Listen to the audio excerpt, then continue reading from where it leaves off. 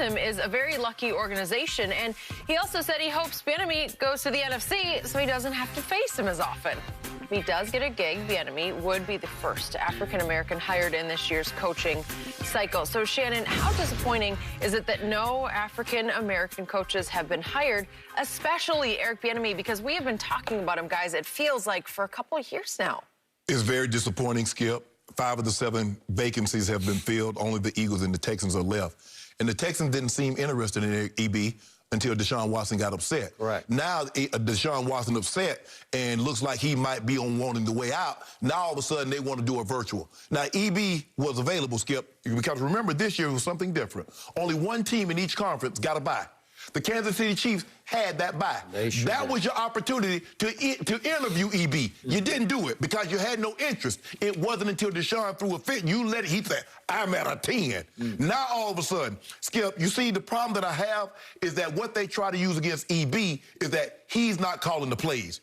Zach Taylor, the head coach of the Cincinnati Bengals, he was the quarterback coach of the Rams. He didn't call the plays, got a head job. Matt Nagy, the head coach of the Bears, he was offensive coordinator under Andy Reid. He did not call the plays, Andy did. Doug Peterson did not call plays. Did not. Andy did. John Harbaugh, who's won a Super Bowl, was a special teams coach and later a DB coach, did not call plays. Dan Campbell, hell, is a tight end coach. Yep. When does he ever call plays? And about to get the job in Detroit. You see what they did, Skip, here, is that the NFL didn't want black players until they found out the black players were better than the white ones, and then they couldn't get damn enough of them. The same way in college, they didn't want black players, and then they found out they were better. And then all of a sudden, well, how can't we get enough of them? You look at the search. They had the minority, had it lined up for the Houston Texans. You had 2 minorities as your general manager. They said, forget that. We want the white guy. They went to an independent. Yes, that's what I'm saying. Here. Here are your 2 candidates right here. Louis Riddick and the guy, Khan, I think his name is Khan from the Steelers. There's your guy. Oh, that's what y'all got? Oh, forget that. No, we want him. So, Skip, what good is it if they give you the information that you paid for? So, in other words, you just paid probably a couple of $1 million, $500,000 million to go on your own when you know damn well you didn't want to hire the minority anyway. Why you waste your money? Because it's all about show. Everything they do is about the show. Oh, they quote Dr. King and they quote this one, they quote that one, and do absolutely nothing about the hiring diversity, but 75% of the players that play, African-American. So, by the way, if you ignored the Houston Texans, if they ignored their search firm, think they're going to hire Eric Bieniemy now? Oh, absolutely not. No. And that's why Deshaun going to bounce on them, too. But they're going to learn. And now we got to reward you. The NFL said, we'll reward you if you hire a minority. We maybe give you a 3rd-round pick. Think about it, Skip. I got to reward you for doing the right thing. It's kind of like the Emancipation Proclamation, what happened, Skip, is supposed to free the slave. Yeah, I know. But guess what they did, Skip? They didn't give the slaves the money. They gave the slave owners the money. Yeah. They let the slaves go because we don't want y'all to get upset, so we want to appease you. So what we going to do for doing the right thing, we'll compensate you for doing the right thing. The NFL, look, Skip, Roger Goodell can only do so much. I know Roger. I know him a lot better than you do. I think you've been around him a little bit. But I know Roger. He's a good man. He really is trying. But, Skip, it's hard to tell a man that spent $1 billion, $2 billion, or $3 billion on a franchise who in the hell he should hire. It's just you just can't. I mean, his hands are tied. And they can give you all the lip service they want to about diversity, Skip, but at the end of the day, you're not going to tell me who to hire. But it's sad. It's sad. They can play for you, but you don't want them to be the face of your franchise. So, to echo everything you just said, I don't find this disappointing. I found it appalling. And I don't know how to fix it for the reason you just gave. College football is appalling to me because they had 13 vacancies. Only 1 went to African-American coach. And that was the Alabama assistant. It went to Marshall. So now we're all the way down to Mike Tomlin, Brian Flores. Robert Saleh did get hired. Saleh got hired. He's of Lebanese descent. I don't know how you qualify. He's Muslim. Okay. They discriminate against him, too. So, yeah, he in there with us. All right. And Ron Rivera is from Hispanic background, okay? Mexican-American, I believe. Okay, so that's it. African-American, you're down to 2. Yeah. Right? Yes. And I've lived with this through my friend John Wooten. I've been in touch with him this morning. He has, for years and years, run the First Pollard Alliance, overseeing the Rooney Rule, and he is just at wit's end over this because he thought it was heading in 2017 in the right direction. Right. But all of a sudden, the jobs that were gained by African-American coaches, they were not able to keep. Correct. Including, finally, your friend who coached the Chargers. Right? Yes. And all of a sudden, you had these vacancies, and they didn't get filled one time by African-American. And what scares me the most is I don't even hear names of young assistants in the pipeline. Right. Do you hear names of, that was the whole idea, the concept of the Rooney Rule. You must interview at least one African-American. Now they're trying to make it at least two, but that it just gets... They just hey, come on in here, sit down. We're not going to hire you, but it'll look good. Skip, Marvin Lewis, you around? Can we get you on Zoom for a second? Skip, think about Pep Hamilton. Now, Justin Herbert just had the greatest rookie season for a quarterback in NFL history. Ain't nobody mentioned Pep. No, I haven't heard his name once. Leslie Frazier. And the thing is, now Josh McDaniels might get this job. Skip, let me ask you a question. African-American, they give him to say, you know what, we want you to be our head coach. And on the day of the press conference, you said, nah, I'm not going to take it, I'm going to stay where I'm at. Do you think he'll get another opportunity? Nope. I hear Todd Bowles' name in relation to the Eagles job. Been a head coach before. Yes. Do you think he's got a shot? Probably not. I don't know for sure, but I have a lot of respect for him. It's probably going to want someone. This is what they do, Skip. We want someone that's going to develop our quarterback, work with our quarterback. You better get somebody that's going to be able to lead a team. Because the quarterback is only one aspect of a team. You better worry about the defense. You better worry about the special teams also. So you better get a leader of men and stop worrying about specifics. So speaking of the Chargers, you know what really got me?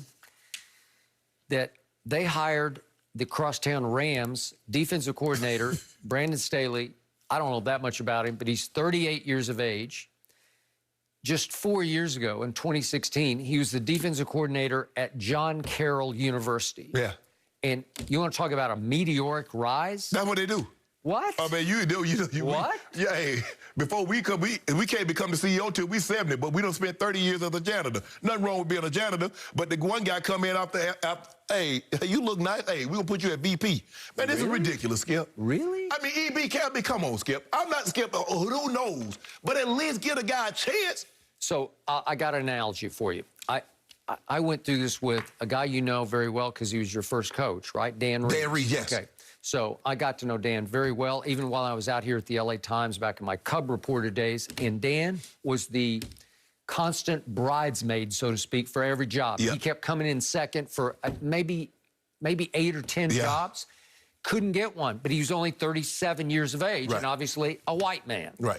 Those were the days when, good luck with any African-American. Oh, you wouldn't get no job. You wouldn't get no job. No job. Okay, so Dan couldn't get a job, and he was afraid that he was the finalist for so many jobs that it would just burn owners out and say, well, he can't get a job. He doesn't deserve our job. Well, finally, your team, the Broncos, said, you know what?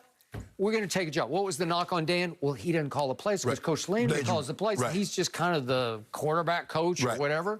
Well, Dan Reeves ended up going to 4 Super Bowls. He did not win a Super Bowl, but you know him. He was qualified to be a head coach. Very qualified. But that's the Skip. That's the knock they need to use against minorities when they don't want to hire you. He doesn't call the plays. Or I heard he interviewed poorly. Skip, how do you interview poorly? He was like, okay, here's the staff I would like to hire. This is the type of offense I like to run. This is the type of defense I like to run. Here's my meeting schedule. This is how I like to do things. There you go. How you mess that up unless you talk about the man mama or his wife or something? I don't know. How you interview poorly? I don't know. So Eric Bieniemy is now 51 years of age, so I'm sure some people are saying, well, is he sort of past his time? You know what it is, Skip? It's kind of like the senior in football or basketball. Hell, if you're that good, why you wait till you're senior in the league? Because you know, normally, Skip, especially in basketball, you one and done. So, the guy at Denver, the Denver head coach right now, I forget it, Vic Fangio. Fangio. He had to wait to 50, 60 years old to get a job, so it's not too late, but they bull-jiving with EB. And by the way, Fangio is the one who brought Brandon Staley into the league and fast-tracked him to the head coaching job. And everybody get fast-tracked except us. We get slow track. Or maybe we're on the wrong track. Maybe we're on the right track and just headed the wrong direction. You know, sometimes that's the trade. Oh, you're on the right track, but you head the wrong direction. Because I don't have a great fix. No, there ain't no fix. The fix is you got to change what's in a man's heart, what's in a man's mind. Guy pays $3 billion for something, he ain't listen to nobody to tell him what to do with it. You just got to do the Spike Lee Memorial, do the right thing. Yeah, exactly. Right? Boy, frustrating. All right, guys.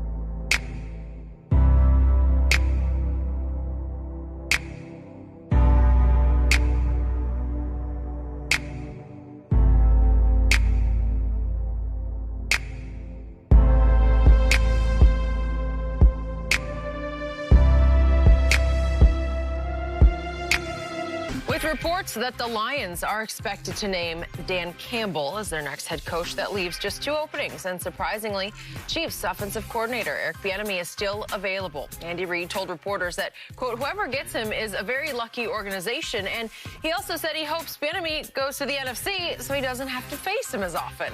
If he does get a gig, Bieniemy would be the first African-American hired in this year's coaching cycle. So, Shannon, how disappointing is it that no African-American coaches have been hired, especially Eric Bieniemy, because we have been